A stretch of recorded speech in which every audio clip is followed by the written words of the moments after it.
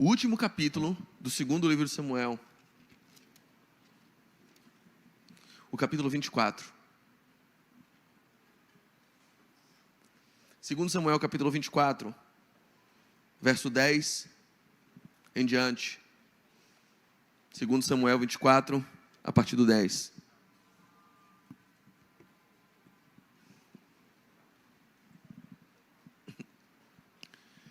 Diz assim a santa palavra de Deus. Leamos todos. Depois de haver recenseado o povo, Davi ficou com dor no coração. E ele disse ao Senhor: eu cometi um grande pecado ao fazer o que fiz. Mas agora, ó Senhor, peço-te que perdoes a iniquidade do teu servo, porque fiz uma grande loucura. Quando Davi se levantou pela manhã, a palavra do Senhor veio ao profeta Gade, o vidente de Davi, dizendo: vá e diga a Davi, assim diz o Senhor, eu lhe ofereço 3 opções, escolha apenas uma delas, para que o execute contra você. Gade foi falar com Davi e lhe comunicou isso, dizendo: você quer 7 anos de fome sobre sua terra? 3 este mal, e disse ao anjo que fazia destruição entre o povo: basta, retire sua mão. O anjo estava junto à eira de Araúna, o jebuseu. Ao ver o anjo que feria o povo, Davi falou ao Senhor e disse: eu é que pequei, eu é que fiz essa perversidade. Mas essas ovelhas o que fizeram? Que a tua mão seja contra mim e contra a casa do meu pai. Naquele mesmo dia, Gade foi falar com Davi e lhe disse: vá e edifique um altar ao Senhor na eira de Araúna, o jebuseu. Davi foi segundo a palavra de Gade, como o Senhor lhe havia ordenado. Que Deus abençoe. Meus amados, existe um conceito na dramaturgia, nos gêneros literários de narrativa, que é o conceito que a gente conhece como o anti-herói. Algumas figuras épicas na nossa literatura, talvez da minha época do vestibular, a mais lendária de todas elas, seja do herói ou anti-herói Macunaíma. Quando você lê Macunaíma, você vê um homem traiçoeiro, mentiroso, enganador, falso, que abandona a família, que tem várias mulheres ao mesmo tempo, mas que por acaso você se pega no livro torcendo por ele. Ele tem um quê que é apaixonante na história, porque ele é corajoso, porque ele salva a mulher que ele ama, porque ele luta pelas pessoas. Outro exemplo, Capitães da Areia, o Pedro Bala, que cometia furtos na cidade de Salvador, ali na Cidade Baixa, e acima do elevador Lacerda, na parte principal da Cidade Alta, mas que também era o homem que salvava a sua trupe de pequenos bandidinhos, ou os Capitães da Areia. Você reprova a atitude dele, mas você vê torcendo por ele. Exemplo mais breve e mais de agora, que foi extremamente aclamado e mudou totalmente a história da nossa teledramaturgia, no nosso cinema, o Capitão Nascimento. Quem não torce para o Capitão Nascimento? O homem que, podendo prender o bandido, mata com um tiro na cara. O homem que tortura pessoas para obter confissões. O homem que dá tapa na cara e diz: pede para sair. O homem que acorda a pessoa: bom dia, filho, posso examinar sua casa? E no primeiro tapa o camarada está confessando tudo. Mas você se pega torcendo para o Capitão Nascimento, porque ele também não é só isso. Capitão Nascimento não é só um torturador de bandidos. Capitão Nascimento não é só um exterminador. Capitão Nascimento também é um policial que tem princípios corretos e que quer, no fundo, fazer o bem. E que combate a criminalidade, sim. E que combate a corrupção, sim. Mas esse é um exemplo do que a gente chama de anti-herói. É a pessoa na história por quem você torce. É a pessoa na história por quem você se empolga, com quem você se identifica. Mas ele não é aquele herói da Disney absolutamente perfeito. Aquele herói indefectível, aquele herói que não tem do que você falar mal. Não, ele é uma pessoa cheia de defeitos. Ele é uma pessoa com defeitos aparentes, com falhas de caráter, inclusive, que se mostram a todo momento na história. E apesar delas, você se identifica com o personagem e você torce por eles. E eu quero dizer para vocês que a Bíblia é o livro dos anti-heróis. O capítulo 11 de Hebreus vai falando uma relação de um monte de homens que pela fé foram movidos a feitos heróicos, feitos inacreditáveis. E a gente chama essa relação, essa galeria de heróis da fé. Mas, particularmente, eu prefiro dizer que são anti-heróis da fé. São pessoas com sérios desvios de caráter. São pessoas com falhas que qualquer um de nós aqui abominaria. Mas que sim, apesar delas, foram movidas por Deus. Foram escolhidas por Deus e fizeram grandes feitos por fé. E para mim, essa trupe de anti-heróis, de homens da Bíblia, cheios de defeitos, mas que sim foram poderosamente usados por Deus, é capitaneada, tem um capitão, 10 e faixa. O nome dele é Davi, o rei Davi. Para mim, o mais célebre, o maior de todos os anti-heróis. Talvez o maior homem da Bíblia, nos erros e nos acertos. Davi comete erros terríveis na sua vida, mas Davi, eu me apaixono quando vejo o pastor Diogo pregando sobre Davi, e ele gosta de dizer que o Davi, ele era o grande amor de Deus em Israel. Davi é o homem que Deus fala sobre eles assim, eu achei a Davi. É um homem, olha, Saul foi eleito, Saul foi escolhido segundo o coração do povo. Foram os critérios do povo que pesaram na escolha de Saul como rei. Mas Davi foi escolhido, foi eleito segundo o meu coração. A escolha de Davi foi uma escolha segundo o coração, segundo os critérios do próprio Deus. Um homem que provavelmente, ou possivelmente, muitos de nós não escolheríamos. Um garoto pequeno que na primeira batalha que vai trilhar, riem da cara dele, porque ele sequer foi enviado lá para lutar. O homem que vai lutar pela primeira vez vestido de pastor, e que na verdade estava ali porque foi enviar comida para os seus irmãos, esses sim queriam batalhar. Esse é o homem que eu não escolheria, mas Deus escolheu.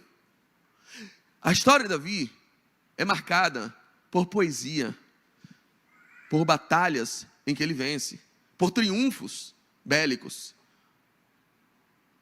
por salmos, por composições das mais belas que já foram compostas em toda a humanidade. Mas a história de Davi também é regada a muito sangue, traição, mentiras. Alguns episódios são muito conhecidos, como a traição, o adultério e o homicídio que ele comete ao se enamorar por uma mulher chamada Batseba, que tomava banho perto do seu palácio. Ele vendo aquela mulher tomando banho, não se importa se ela é casada, manda que tragam. Tem relações com ela, ela é engravida. Ele manda trazer de volta o marido dela, Urias, o Eteu ou Hitita, a quem ele manda que tenha relações com sua esposa, talvez para que ninguém descobrisse o seu grande erro. Mas ele não contava com a fidelidade daquele homem que não imitava o rei. E Urias disse, meu senhor, a arca de Deus habita em tendas.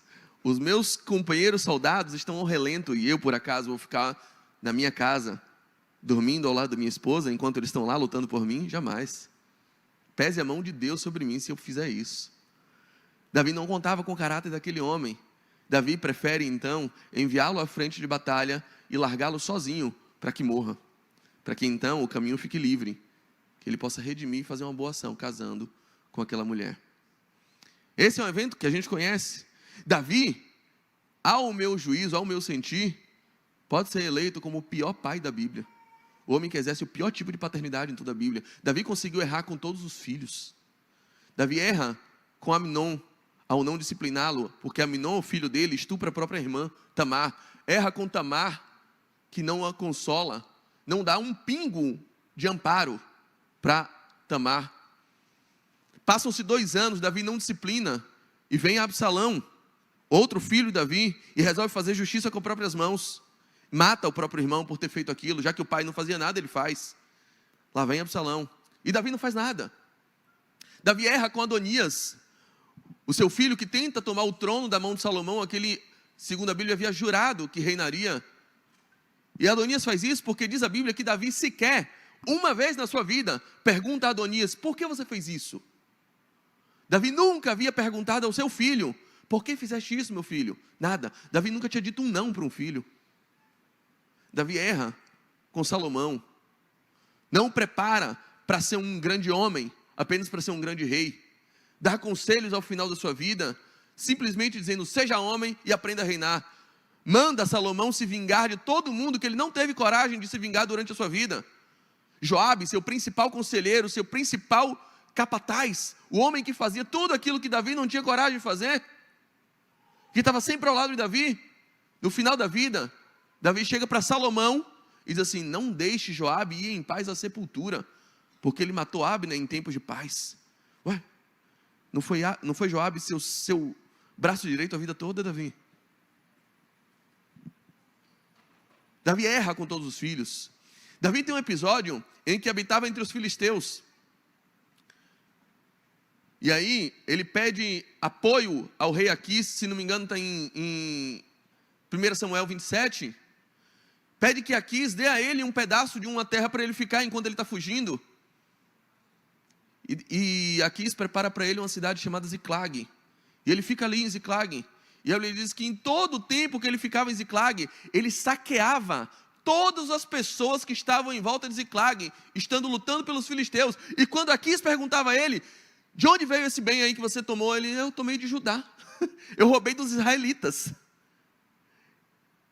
Davi é o homem que chega perante um outro, e aí está em 1 Samuel 25, um homem chamado Nabal, que tem bens, que tem uma fazenda, que tem uma família bem estruturada, embora fosse tolo, fosse um abestalhado, segundo a Bíblia.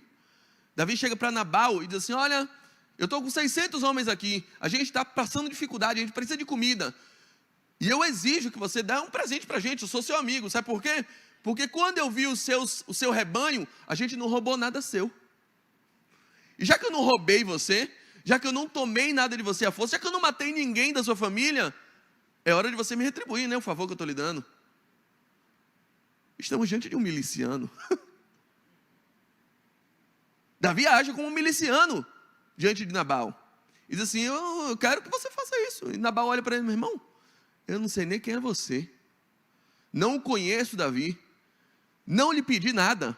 E obrigado por não me roubar. Isso aqui é da minha família, eu trabalhei por isso.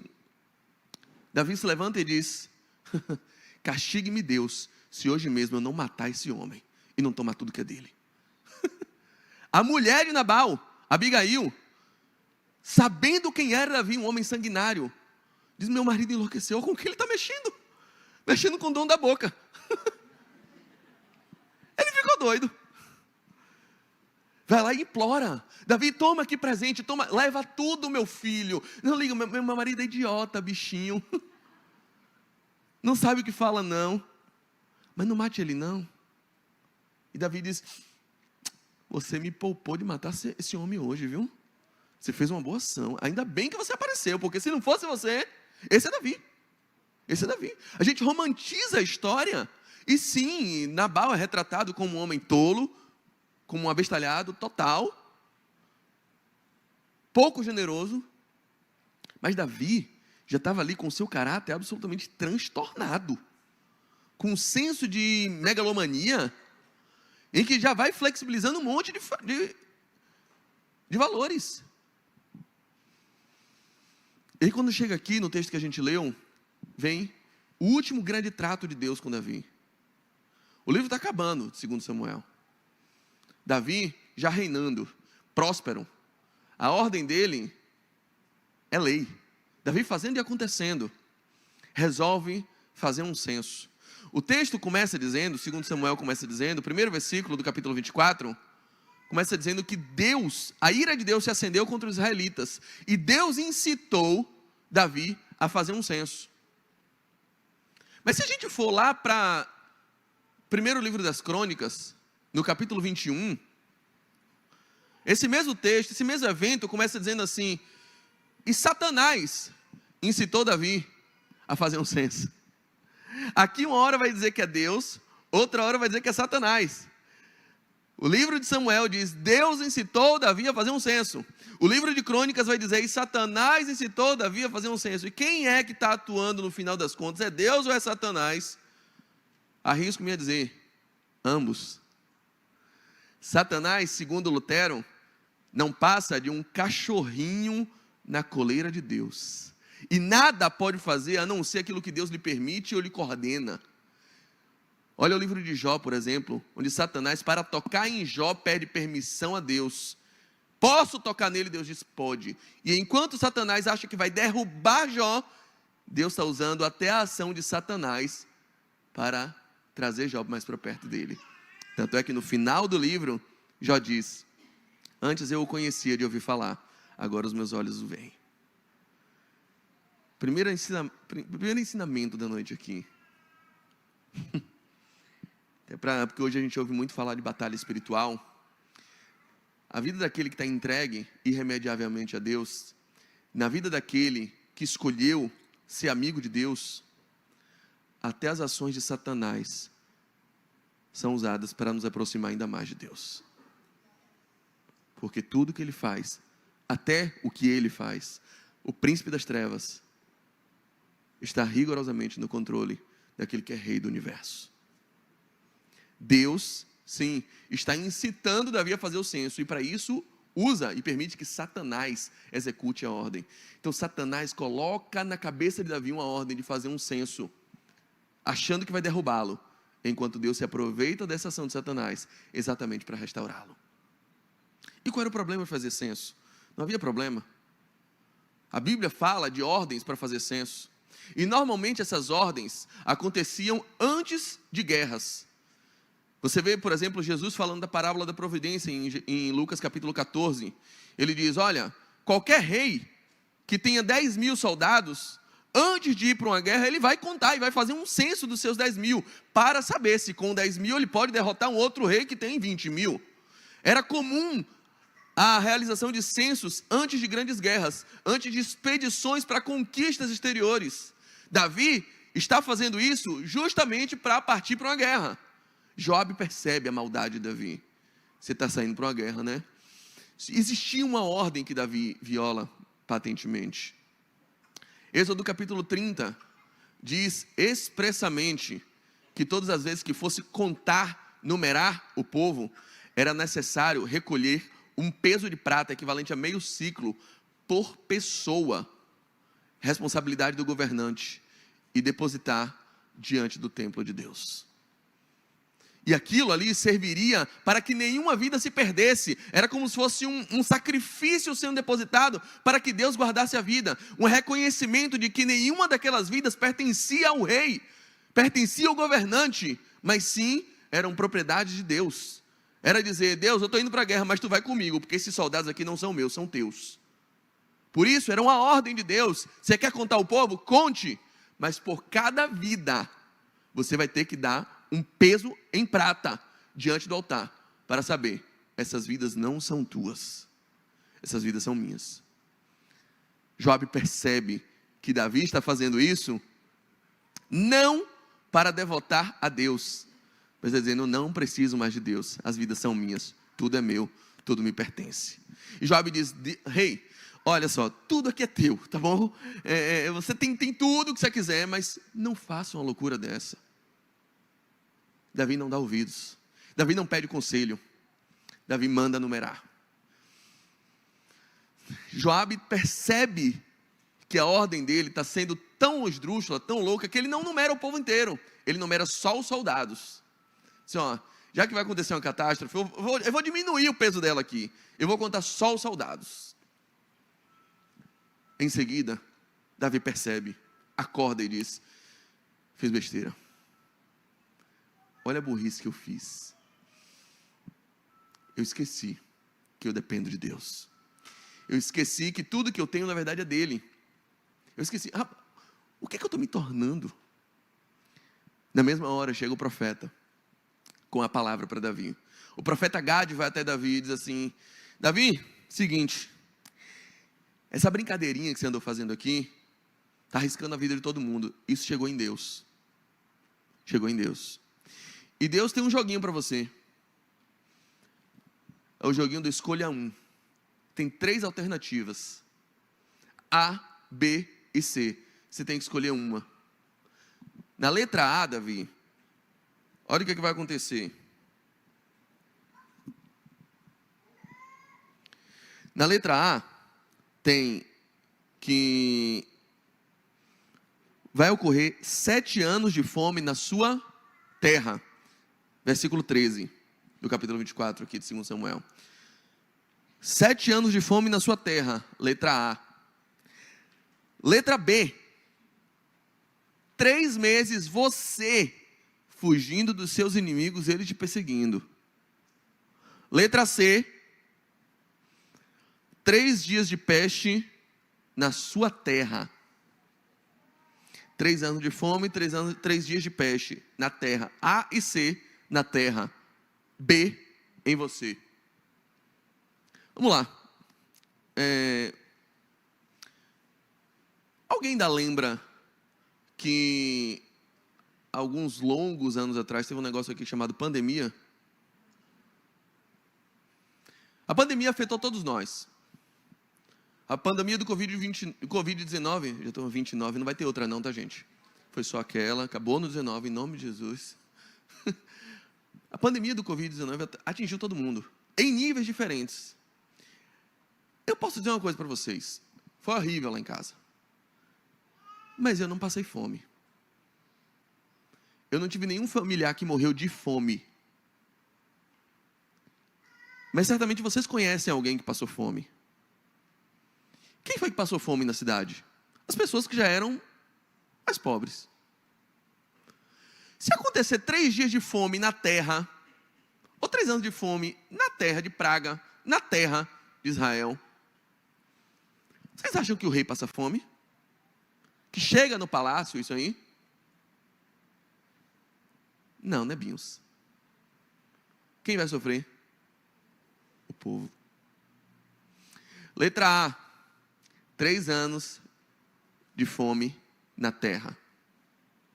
Letra B, 3 meses você fugindo dos seus inimigos.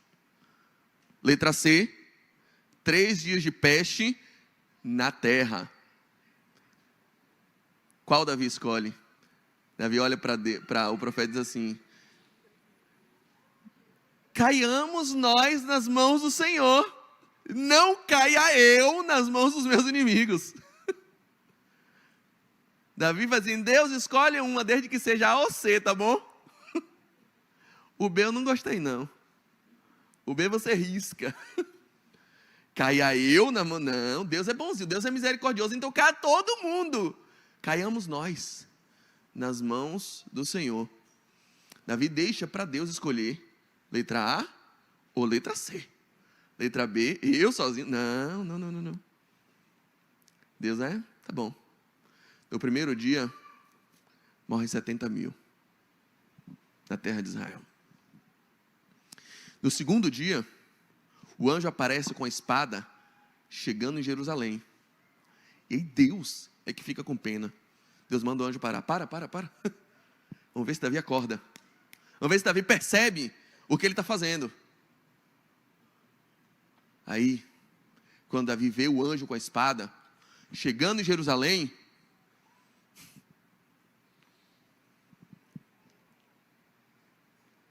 Davi olha para Deus e diz assim: Deus, para. Não foi o povo que fez isso. Fui eu. Quem errou fui eu. Quem cometeu esse erro fui eu, não foi o povo. Pode parar. Castiga a mim. O que você tiver que acertar, acerte comigo, mas deixa o povo fora disso. Nessa hora, Deus olha e diz assim: agora eu me lembrei daquele Davi que se jogava na frente de um urso, que se jogava na frente de um leão por causa de uma ovelha. Agora eu me lembrei daquele Davi que eu sentia saudade, daquele Davi por quem eu era apaixonado, daquele Davi a quem eu revelava os meus salmos, daquele Davi que eu usava para tocar harpa e os espíritos maus corriam de Saul. Eu me lembrei desse Davi agora, do Davi que se importa com uma ovelha, mesmo quando não tem ninguém para aplaudir, daquele Davi que tem que contar que livrou a ovelha porque não tinha ninguém lá como testemunha para ver. Eu lembrei daquele Davi que não tolera que um incircunciso afronte o exército do Deus vivo.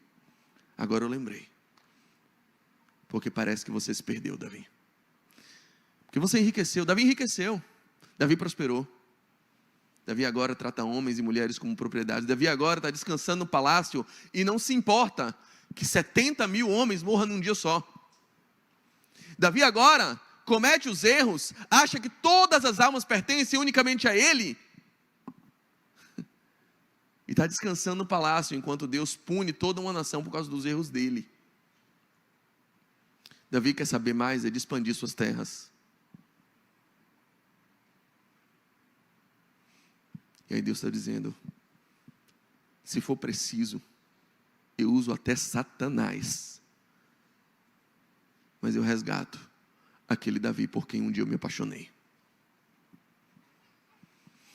E a pergunta para você é bem óbvia hoje. Será que tem um você por quem Deus se apaixonou, que ficou perdido no passado em algum lugar da sua caminhada? Será que alguns defeitos que você curou com o tempo eram o melhor que havia em você? Eram a razão pela qual Deus havia se apaixonado por você? Era aquilo que fazia de você o grande amor de Deus? Davi se curou daquela besteira de se preocupar com a ovelhinha. E Deus está dizendo, Davi, era esse Davi que eu gostava. O que Deus está fazendo aqui é simplesmente um teste, um jogo para resgatar o verdadeiro Davi. O Davi de quem ele sentia saudade. E parece que Davi se perdeu. Parece que Davi, no meio daquela conquista toda, no meio de todos os amores que ele experimentou, das conquistas amorosas, das guerras que ele venceu, dos filisteus que ele matou, até dos filhos que ele teve que enfrentar, das traições que ele sofreu e que ele praticou, das alianças que ele teve que fazer, ele foi perdendo a essência daquele que salmodiava, daquele que buscava a Deus sem ter hora para acabar, daquele por quem o coração fervilhava e fervia de amor, aquele que dizia, o meu coração ferve com palavras boas, a minha língua é a pena de um escritor destro. Esse Davi tinha sido rendido pelo governante conquistador, que já não dá a mínima se 70 mil morrem do lado dele. Eu disse para vocês que ele faz o censo pensando em manobras militares. Davi está pensando em expandir seus territórios. Mas naquele dia ele percebe que o anjo está apontado com a espada em direção a Jerusalém. E o anjo está situado num lugar, num monte, em cima de uma eira, que pertencia a um homem chamado Araúna, ou Ornã. A Bíblia diz que Araúna era jebuseu. Araúna era jebuseu. Dentro de Jerusalém, ao lado do palácio, tinha um lugar que pertencia a um jebuseu, a um povo inimigo. Do lado do palácio, tinha um lugar que Davi ainda não tinha conquistado. Mas ele está pensando em expandir o território dele para conquistar lá fora. Não é coincidência que Deus esteja chamando ele para esse lugar. Davi, antes de você pensar em ganhar o mundo, antes de você pensar em prosperar, antes de você pensar em expandir, você já reparou que dentro do seu próprio palácio tem lugares que ainda são do povo inimigo? A gente é igual a Davi. A gente vive alimentando sonhos megalomaníacos de prosperidade, de notoriedade, de fama, de conquista. E pode ser que dentro da sua casa você esteja perdendo terreno para o povo inimigo. Pode ser que você esteja perdendo seu filho para os jebuseus. Pode ser que você esteja perdendo seus princípios, aquilo que você mais zelava como valores dentro da sua ética, dentro da sua família, dentro do seu coração, dentro da sua espiritualidade, o tempo que você devotava para Deus. Pode ser que isso já seja território do jebuseu, você não esteja percebendo, porque você está muito empenhado em fazer um 6 em 7 no marketing digital. Em que esse ano seja o ano da sua conquista, em que 2025 seja o ano da virada de chave, de pegar o código, seja o ano da expansão. E você está pensando em manobras para expandir seu terreno, seu território, suas conquistas, sua fama, sua empresa, seu ministério, sua vida amorosa. enquanto, bem no seu coração, bem no âmago do seu lar, da sua casa, da sua família, ainda há territórios que você não conquistou, porque há muito tempo você entregou para os jebuseus. Naquela hora, Davi percebe: olha o que eu fiz. Davi resolve comprar aquele lugar. E aí o jebuseu, com medo de Davi, óbvio: não, é teu, fica tranquilo, não quero nem nada aqui. Nem moro mais aqui. Estava mesmo querendo me mudar. Davi não. Aquele Davi que toma a força, morreu. Eu não vou oferecer nada a Deus que não me custe um preço, que não me custe um sacrifício. Eu pago. Estou aqui para fazer um negócio com você. Eu vou te recompensar ou não. Davi compra. Aquele lugar vem a ser o lugar onde foi construído o templo. E até hoje é onde está o Muro das Lamentações em Jerusalém. E a Bíblia diz, se você for lá no texto de 1 Crônicas, capítulo 21, quando termina o capítulo 21 e como começa o 22, é dizendo que Davi, por causa daquilo, mudou totalmente sua forma de adorar, porque antes ele adorava no deserto, onde estava a arca e a tenda que Moisés havia deixado. A partir daquele lugar, ele passou a adorar naquele monte. Aquele evento fez com que Deus plantasse onde havia o erro, uma habitação dele, um templo, e mudasse a forma de Davi adorar. É basicamente o que eu queria dizer. O que eu quero dizer para você hoje é que pode ser que haja alguma versão de você da qual Deus tem saudade e você sepultou no passado. Uma versão de você que já foi mais crente, que já foi mais íntegra, que já foi menos maliciosa, que já foi menos promíscuo, que já foi menos preocupado somente com seus próprios interesses. Já houve uma versão de você que se condoía com a morte de uma ovelha, mas o você de hoje está ocupado demais para ligar para a morte de 70 mil homens. Pode ser que Deus esteja marcando um encontro, um joguinho com você, para testar seu caráter, mas com o objetivo final de fazer você voltar para aquela versão por quem ele era apaixonado. E vou dizer, se for preciso, ele autoriza até Satanás tocar em você. Se for necessário, ele usa até o diabo, que é um cachorrinho na coleira dele. E Satanás vai atuar em você achando que vai te destruir, enquanto Deus está limitando o poder dele, dizendo: não, isso aqui é para fazer ele voltar, isso aqui é para fazer ele se quebrantar de novo, isso aqui é para ele lembrar que tudo me pertence e que ele não é dono de coisa nenhuma. Pode ser que haja um você em algum lugar do multiverso do passado aí, de quem Deus tenha saudade.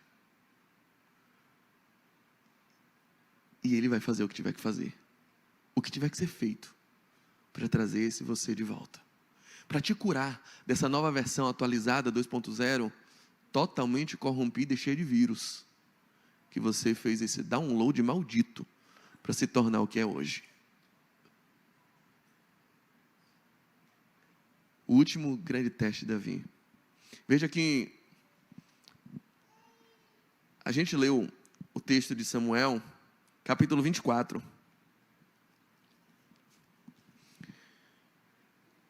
Samuel 23, 1 Samuel 23, ou 2 Samuel 23, melhor dizendo, termina lembrando de um homem, falando dos 37 valentes de Davi, e deixa por último para falar de um homem.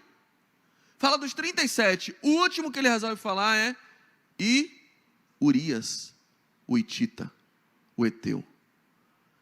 Logo em seguida, ele conta a história do censo. Urias é exatamente o homem que Davi manda morrer para ficar com a esposa dele, que ele manda de propósito ir para frente de batalha, para que se apossasse da mulher dele. Parecia que aquele Davi tinha sido perdoado, mas não tinha mudado. Aquele Davi pede misericórdia a Deus, mas continua fazendo tudo igual. Deus está dizendo: tem uma hora que isso tem que ter um basta. Tem um provérbio judaico que diz assim: cometa o mesmo erro 2 vezes, e na segunda, ele já não vai parecer mais tão errado. Davi foi cometendo aquilo, na segunda vez, se apossando de gente, tratando gente igual a propriedade, igual a objeto. E Davi ficou daquele jeito. Uma hora Deus aparece e diz: basta, Davi. É hoje o dia do nosso acerto de contas. Eu queria falar para você que talvez hoje tenha um anjo com a espada apontado para você. E que Deus está esperando a hora em que você vai olhar e dizer: já entendi. Era um teste, né? Já entendi. Eu quero voltar a ser aquele que era mais apaixonado por você, Deus. E aquele por quem Deus um dia se apaixonou. Aquele que um dia recebeu profecias. Aquele que um dia ouviu da tua própria boca que o Senhor queria usar. Aquele que um dia recebeu palavras de bênção e que parece que se apaixonou mais pelas bênçãos do que pelo abençoador. Que se encantou pelas palavras e achou que era porque merecia alguma coisa. Senhor, me faça voltar àquela versão por quem você se apaixonou. Me devolva àquele Davi que era mais inocente, que era mais íntegro, que era menos vaidoso,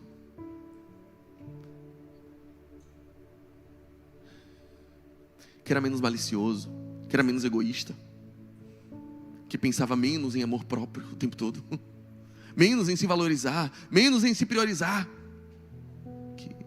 que arriscava a própria vida por uma ovelha, sem ninguém para aplaudir. Me lembre daquele, porque parece que o mundo, a correria, o marketing, o network me cauterizou de um jeito que eu estou passando por cima de todo mundo. Mas eu sei que em algum lugar do meu passado há uma versão que agradava mais a Deus. Há um salmodiador que compunha saltérios, poesias maravilhosas, que dizia: eleva os meus olhos para os montes, de onde virá o meu socorro? O meu socorro vem do Senhor que fez os céus e a terra. Aquele que não deixará vacilar os meus pés, aquele que não dorme nem tosqueneja, porque guarda Israel. Parece que eu me esqueci. E esse mesmo Davi um dia escreve no Salmo 103: bendiga minha alma ao Senhor, tudo que é em mim bendiga o seu santo nome. Mas não se esqueça de nenhum só dos seus benefícios. É ele falando com ele mesmo, a conversa mais esquizofrênica da Bíblia. Ele tentando lembrar a alma dele: alma, presta atenção, sua idiota, sua lerda. Você esquece das coisas, você esquece que é ele quem sara a sua enfermidade, é ele quem te livra da morte, ele que te acalma no dia da sua angústia. Você esquece disso e você acha que é você mesmo que faz tudo por si. Alma, não se esqueça de nenhum dos seus benefícios.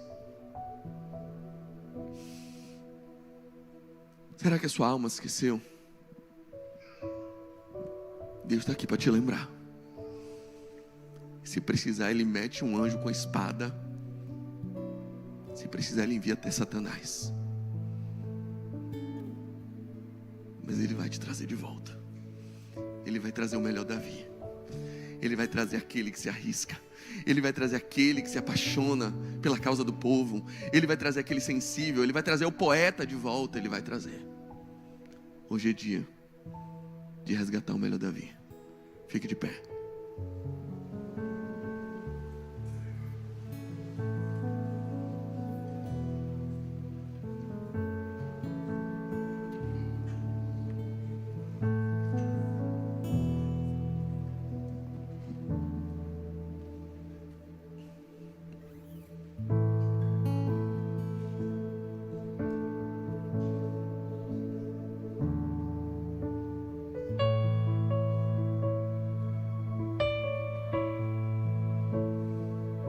Converse com Ele. Se examine. Como Paulo dizia: examine esse homem a si mesmo. Examine sua história. Em que lugar você deixou cair, você deixou perder aquele Davi que era apaixonado por Deus, mas por quem Deus também era apaixonado. O Davi que se entregava pelo povo. O Davi que passava madrugadas com o coração fervendo por uma causa que era de Deus e não sua. Quando foi que você virou essa pessoa tão megalomaníaca? Quando foi que o desejo de expansão das suas conquistas passou na frente do desejo de ver o projeto e o reino de Deus se estabelecer? Quando foi? Eu acho que Deus está com saudade daquele servo que buscava mais, que orava mais, que pensava mais nas coisas de Deus. E o que você se tornou, cara? Essa pessoa tão maliciosa. No que eu estou me tornando? No que a gente está se tornando? Abre os meus ouvidos, eu quero ouvir. Deus está chamando de volta o melhor Davi. Abre os meus olhos, eu quero ver. Abre o meu coração, quero sentir teu grande amor.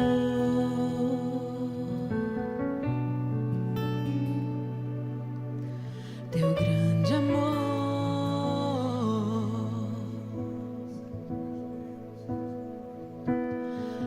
Abre os meus ouvidos, eu quero ouvir. Abre os meus olhos, quero tanto ver.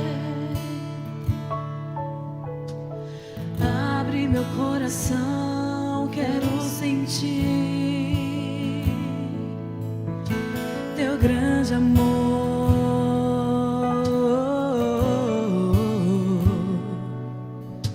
Teu grande amor. Eu quero me apaixonar outra vez. Quero me desesperar outra vez. Eu quero perder o sono outra vez, queimando de amor por ti. Eu quero me apaixonar outra vez. Quero me desesperar outra vez. Eu quero perder o sono outra vez, queimando de amor por ti.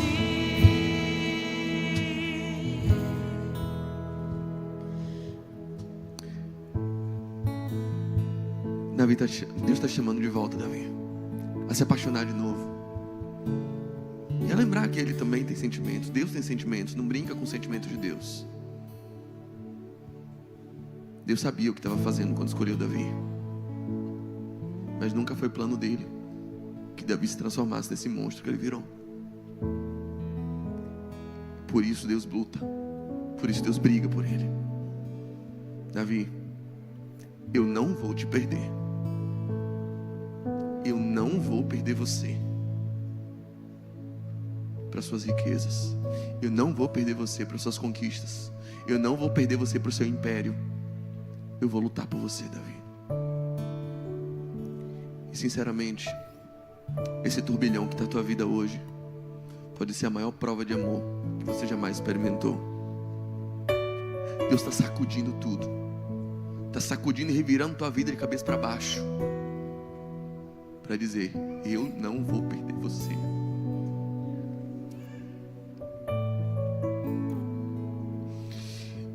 Eu não vou perder você para esse mundo maligno.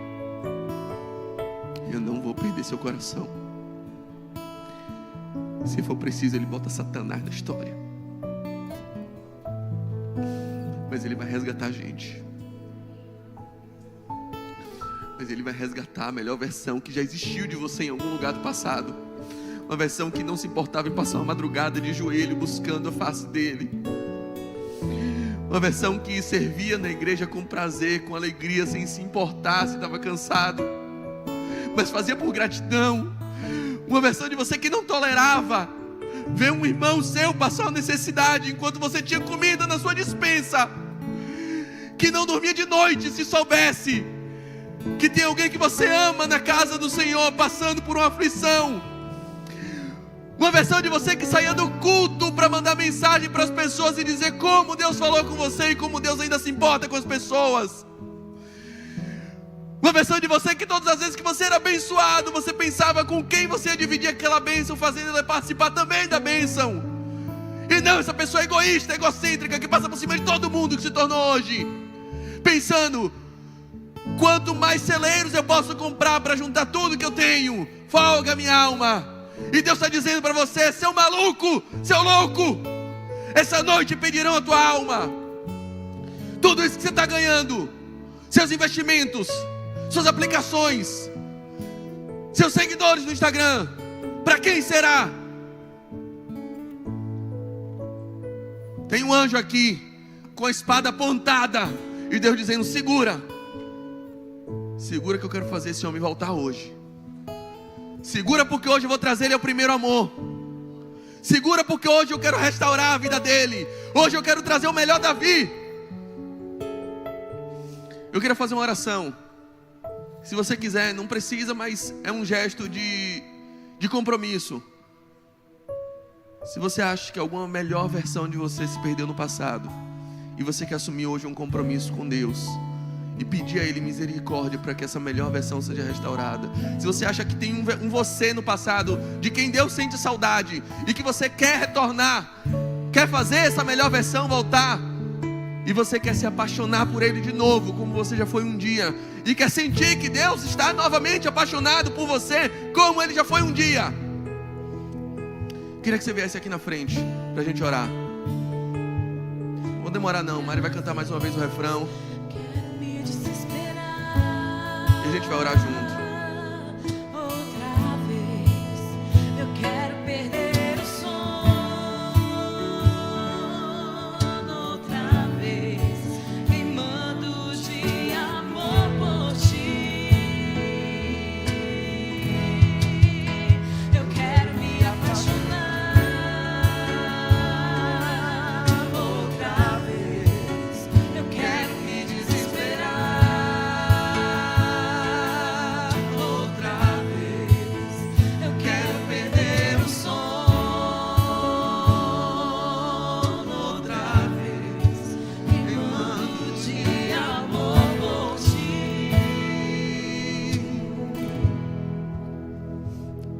Deus, que o Senhor nos ensine o caminho de volta ao primeiro amor, porque parece que o mundo fez a gente se perder. Senhor, muitas vidas vieram aqui à frente hoje, outras não vieram, mas o seu coração está aqui. Que o Senhor traga um batismo de renovo nessa noite. Que esse teste que o Senhor fez conosco nessa noite seja para a gente revisitar os nossos princípios, nossos valores.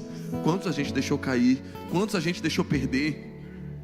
E se há alguma versão, se há um Davi dentro de nós que já não faz mais salmos, que já não compõe orações poderosas, que já perdeu a poesia, que já perdeu a sensibilidade, que deu lugar à malícia, que deu lugar ao egocentrismo, que deu lugar à megalomania, que no nome do Senhor Jesus esse anjo venha cortar ele com essa espada, mas que sobreviva a melhor versão.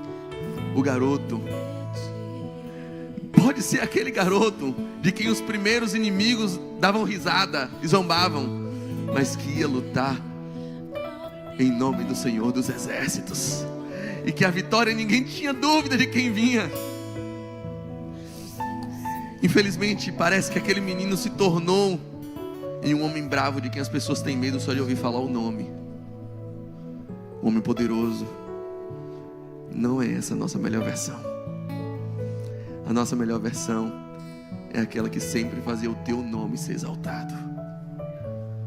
Que o Senhor resgate, e que no nome do Senhor Jesus haja transformação e renovo nessa noite. Que o Senhor nos volte, readeque o nosso GPS, para que nós possamos sair daqui rumo ao nosso primeiro amor. A nossa melhor versão. Aquela versão por quem Deus sempre foi apaixonado.